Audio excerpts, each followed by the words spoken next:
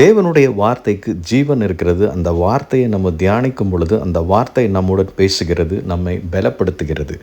அதனால தான் ஆண்டவர் சொல்லுகிறார், மனம் பதறுகிறவர்களை பார்த்து நீங்கள் பயப்படாதிருங்கள் என்று அவருடைய வசனம் சொல்கிறது. திடன் கொள்ளுங்கள், இதோ உங்கள் தேவன் நீதியை சரி கட்டவும் உங்கள் தேவன் பதிலளிக்கவும் வருவார். அப்போது நம்ம விண்ணப்பத்தை கேட்கும்போது அவர் பதில் தருவராக இருக்கிறார். ஆனால் தேவனுடைய ஆசீர்வாதத்துக்கும் நமக்கும் தடையாக இருப்பது பாவம்.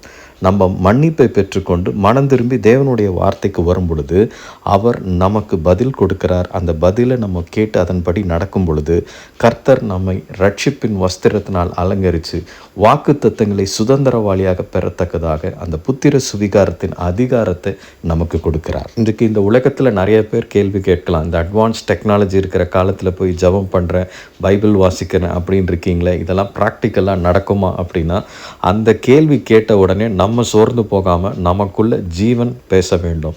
பல ஆயிரம் ஆண்டுகளாக பேசிக்கொண்டு இருக்கிற இந்த ஜீவன் உள்ள வார்த்தை அநேகரை உருவாக்கி பலப்படுத்தி சுதந்திரவாளியாக மாற்றிருக்கிறது. அந்த வார்த்தையை நானும் விசுவாசிப்பதனால எனக்கு எதிராக எத்தனை மலைகள் எதிரே வந்தாலும் அதை எல்லாவற்றையும் உடைத்து என்னை பலப்படுத்துகிற கிறிஸ்துவினால் நான் ஜெயம் எடுப்பேன். நான் சுதந்திரவாளியாக மாறுகிறேன். நீயும் உன் குடும்பமும் ஆசீர்வதிக்கப்படும் என்று சொல்ல வேண்டும்.